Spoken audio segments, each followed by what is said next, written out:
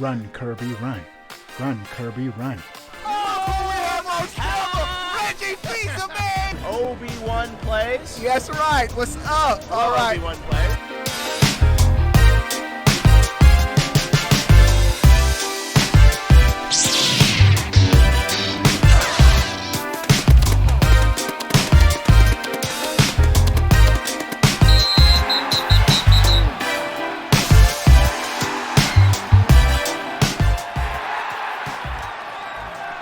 What is going on, everybody? How are y'all doing? We have tons and tons of epic news items to cram into one itty bitty video. But before we get started, give the video a big thumbs up, like, destroy that like button. Let's get the video to over 200 likes. Let's get right to the first news item. All right.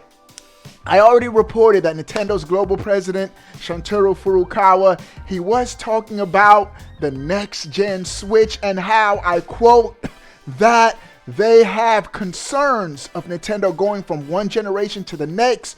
Well, it appears some of that message has been lost in translation, and I do have even more information that what he has been saying pertaining to next gen Nintendo Switch, Nintendo moving from current generation to next gen. And listen to what he says.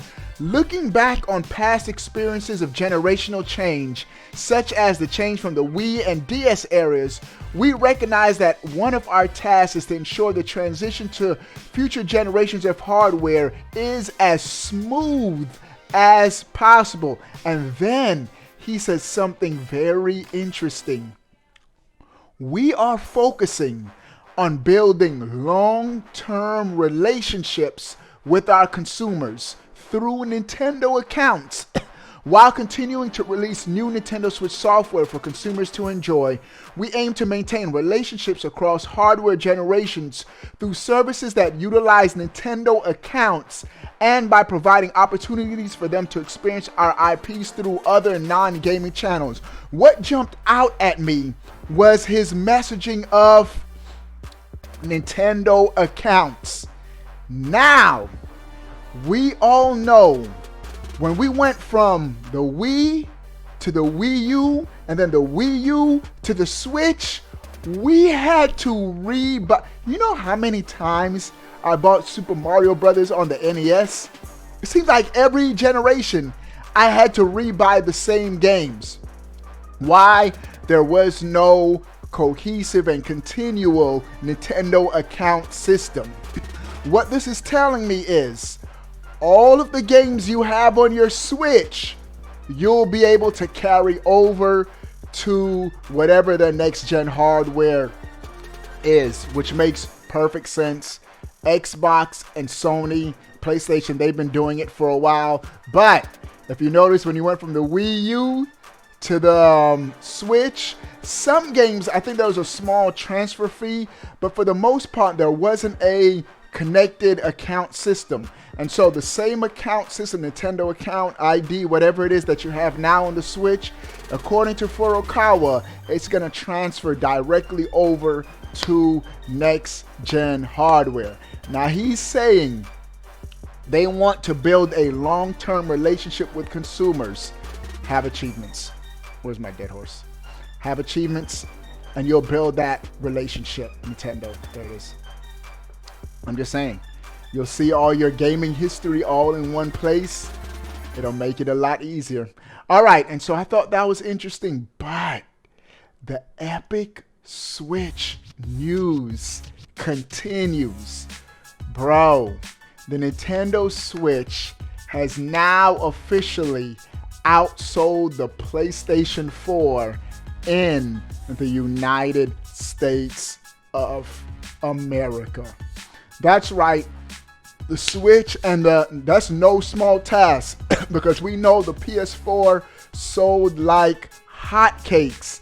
And so the latest NPD numbers, which records gaming hardware and software sales specifically for the United States, have been released, and The Switch has outsold the PlayStation 4 and is now the 4th largest or biggest console in US history. And check out the only consoles that so far have outsold the Switch, and lets you know what category the Switch is in right now, what company the Switch is in. Only the PlayStation 2, Xbox 360, and the Wii. Those are the only 3 consoles that have higher console sales in the US than the Switch. And guess what? The Switch is going to pass all 3 of them. At the pace the Switch is going, I'm predicting it's going to pass all 3. Now, those are home consoles.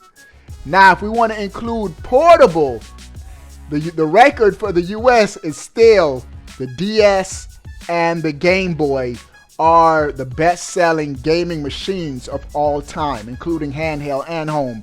And the Switch is a hybrid, so it's in the category of both.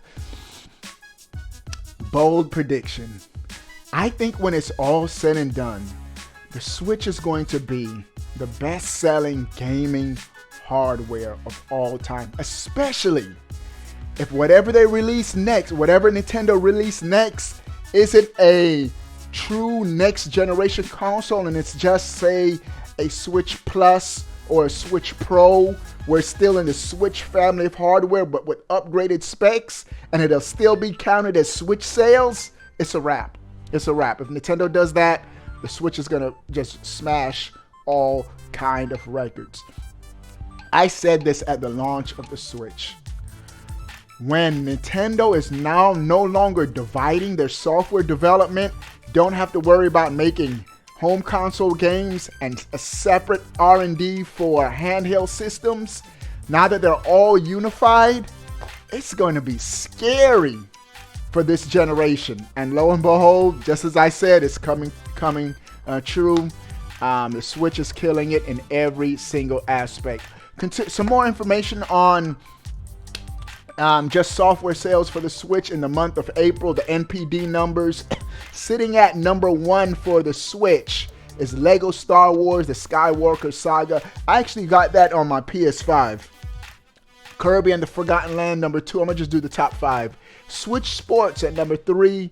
Mario Kart 8 is still at number 4. Bro, Mario Kart 8 is evergreen.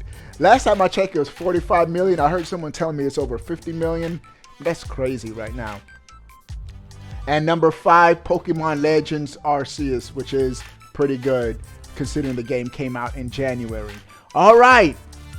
The next news item, pretty dope. Nintendo 64 Switch Online is getting a new game. Kirby 64. Kirby and the Crystal Shards will be coming out to Nintendo Switch expansion pack users on May 20th. So in approximately 1 week, Kirby 64 will be added to the Nintendo 64 library for Switch owners, which is pretty dope. You're getting that old school collection. I like going into my Switch and seeing all the games that I have on the NES, Super Nintendo, and 64. So May 20th, Kirby is coming. Bro, this next news item I found to be very interesting. Reggie Fils-Aimé. He's recently been interviewed and the question was asked, why has Nintendo abandoned F-Zero? And check out Reggie's answer. And I quote, why was F-Zero abandoned? The insight I would share is that, at least during my tenure, Nintendo developers were always experimenting with different gameplay styles, always thinking about where a unique experience could be applied back, either to an existing franchise or maybe creating a new franchise. My bet is that somewhere in the Kyoto development centers, some developer is playing around with an idea that might be applied to F-Zero. It's never a situation, at least in my experience, where the company makes a conscious decision not to continue supporting X, Y, and Z franchise. Historically, it just hasn't worked that way, not even when I was there. So he pretty much is saying that it's not so much they've abandoned it. They're looking for a way to give gamers a new experience using the same franchise. So time will tell. We recently got F-Zero back on the Nintendo 64 expansion pass on the Switch, but we all know we want a true and new F-Zero game for the modern day gaming machines. All right, dudes, those are all of the news items for today's video. What do you guys think about everything we talked about? Sound off in the comment section below.